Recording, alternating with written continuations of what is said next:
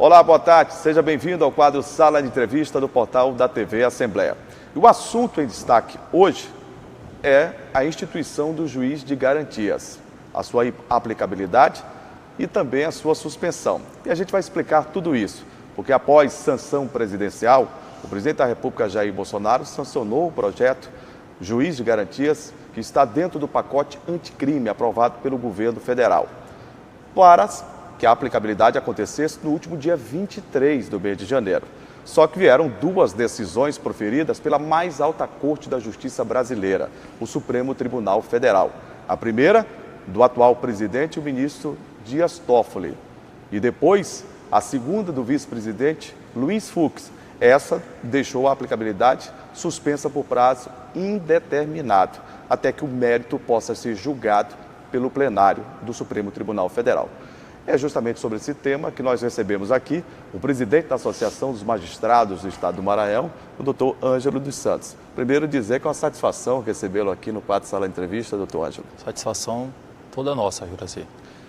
Como é que a Associação dos Magistrados recebeu, né, essas duas decisões proferidas após a sanção presidencial que institui a aplicabilidade do juiz de garantias?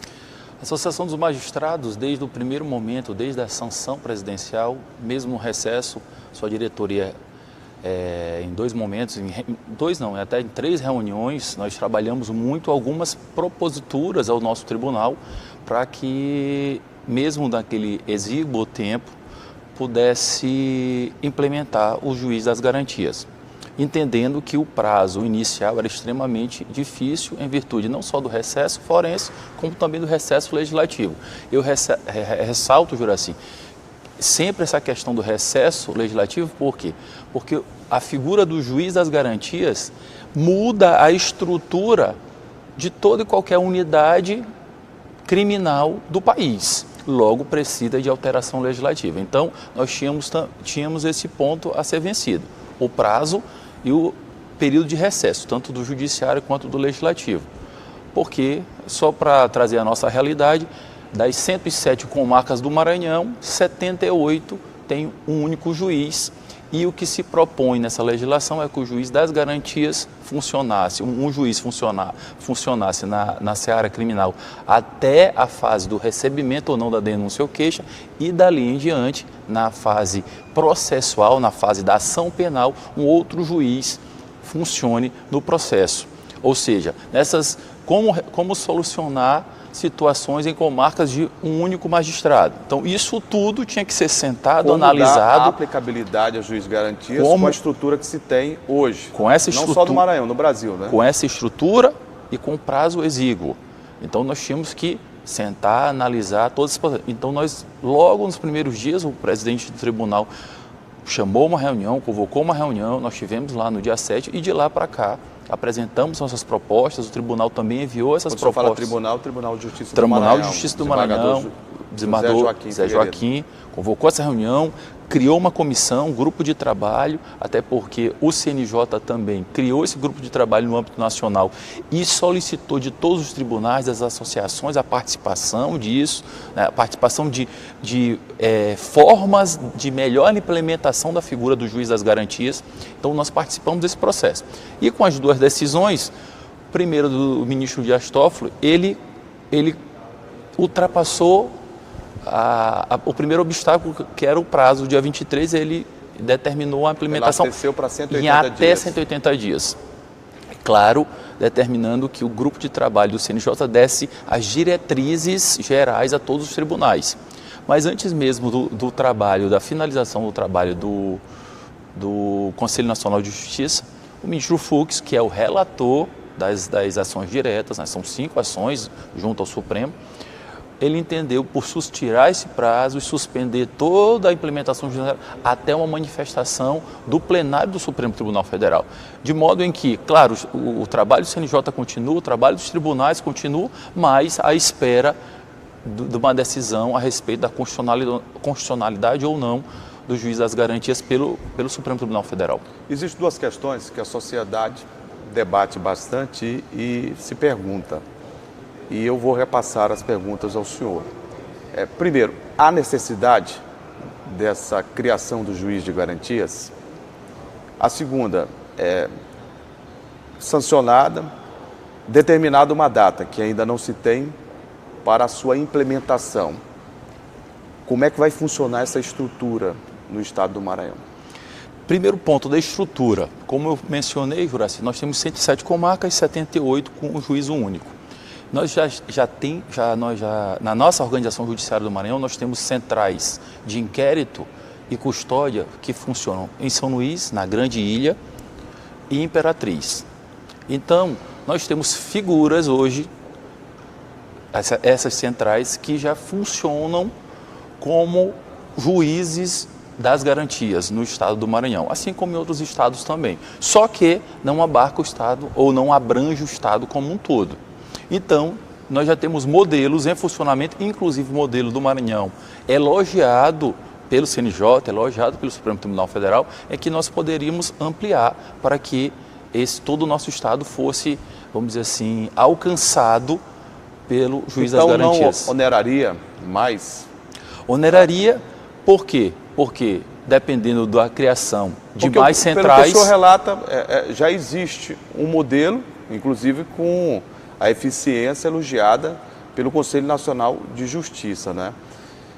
E com a implementação, né, do juiz de garantias da forma com que a gente tem hoje, esse pacote anticrime, a gente mexeria nessa estrutura. E a sociedade se pergunta bastante, quanto é que vai custar os cofres públicos, como é que vai funcionar? Mas a estrutura atual que é elogiada em São Luís, nós temos uma central em São Luís que abrange só São Luís, Ribamar, Passo do Lumiar e Raposa. A de Imperatriz só Imperatriz. Metropolitana, então né? Nós temos 107 comarcas que inúmeras não são abrangidas. Então, Então há uma necessidade, né? A necessidade da situação, por exemplo, da ampliação. O CNJ vai possibilitar que as audiências pelos juízes das garantias sejam feitas por videoconferência. Se sim, precisa de um investimento nas unidades, precisa de um investimento também do setor de segurança pública do Maranhão. Investimento tecnológico. Então, isso tem um investimento na parte das instituições, dos prédios, né? Os fóruns do Fórum do Estado como um todo. Eles já estão preparados porque muitos já realizam audiências de instrução criminal por videoconferência. Mas as unidades prisionais, eles estão também trabalhando nesse sentido. Então não é apenas, né, com a instituição, a implementação do juiz de garantias, não é só uma questão de recursos humanos a mais. Pronto. Nós temos recursos também físicos, técnicos. E né? foi isso um dos pontos, inclusive, Juraci, que o ministro Fux, quando a decisão, ele disse, olha, a Constituição, no artigo 96, diz que é iniciativa do Poder Judiciário, a alteração da organização judiciária. O projeto de lei o objetivo é alterar a organização judiciária, a iniciativa da lei cabe ao Judiciário. E esse foi um dos pontos que o ministro Fux tocou. Ele disse, olha, é nítido que a figura do juiz das garantias, ele muda, ele altera a estrutura das unidades criminais, unidades judiciárias criminais de todo o país. E se a Constituição diz que a iniciativa legislativa é do Judiciário, não existe um vício, ele apontou esse como um dos vícios, já que o projeto surgiu no Executivo e foi alterado no Legislativo. O Judiciário só está participando da implementação, mas da discussão, da iniciativa, que a própria Constituição garante ao Judiciário, isso não foi assegurado. Doutor Ângelo, a gente falou até aqui da aplicabilidade, mas o recesso parlamentar está prestes a acabar e já surge uma possibilidade de apresentação, por parte inclusive de um deputado do antigo partido do presidente da República, o PSL, de apresentar um projeto revertendo, né, inclusive a criação do juiz de garantias. O senhor diria o quê num momento como esse? Seria interessante ter com uma estrutura bem montada e com condições para que o magistrado possa atuar, né, dentro dessa nova composição, ou um recuo por parte de um projeto também seria interessante a nível nacional? O que é mais interessante nesse momento? Cabe a gente registrar aqui, Juraci, é que como funciona hoje? Hoje, tanto a fase que a gente chama de pré-processual, que é a fase investigativa, quanto a fase processual do julgamento, da colheita de testemunhas, da análise da defesa, é tudo feito pelo único juiz. Certo? O que se propõe é que a primeira fase, a fase investigativa, seja gerida, seja cuidada, seja presidida por um magistrado, e a fase após o recebimento seja por outro magistrado.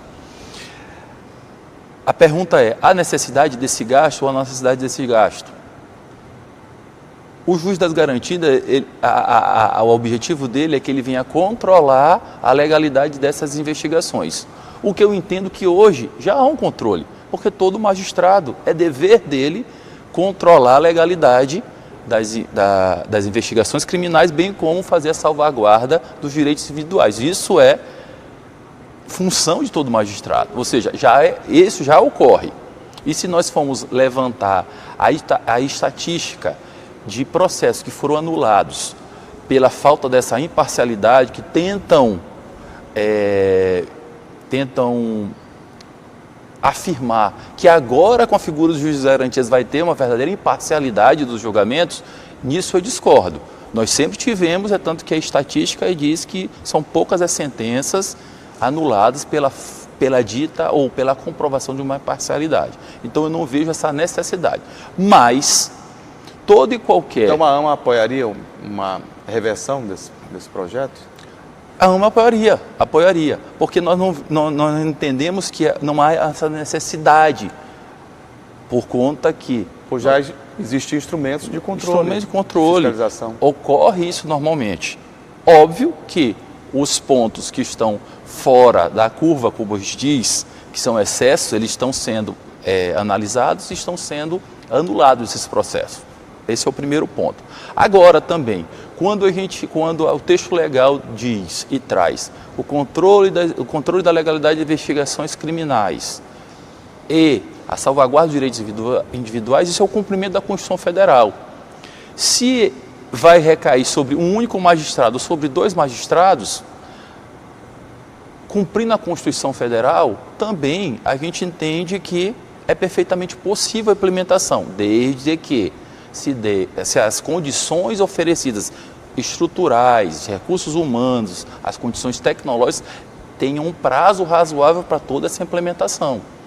Agora, se isso vai retardar ou não o processo, aí, Juracy, eu vou dizer que só com a dinâmica processual, só tendo essa vivência, é que o tempo vai dizer. Se o tempo razoável desse processo, do início da investigação até a sentença prolatada, como o CNJ tem um programa chamado Justiça em Números, eles colhem todos esses dados, eles demonstram cada ano isso. Nós vamos ter que a cada ano Justiça em Números verificar se houve o aumento ou não de um tempo o aumento ou a diminuição do julgamento desses processos. Eu conversei aqui no quadro Sala de Entrevista com o presidente da Associação dos Magistrados do Estado do Maranhão, o doutor Ângelo dos Santos. Doutor Ângelo, muito obrigado por ter vindo aqui ao quadro Sala de Entrevista. É sempre um prazer conversar com o senhor e esclarecer a população sobre um tema tão relevante. O prazer é nosso, Juracy, e sempre que convocado, sempre convidado, estaremos aqui para conversar assuntos tão pertinentes para a sociedade, para o Poder Judiciário, enfim, para todos nós. Muito obrigado. E eu fico por aqui com o quadro Sala de Entrevista, mas o portal da TV Assembleia volta amanhã. Até lá.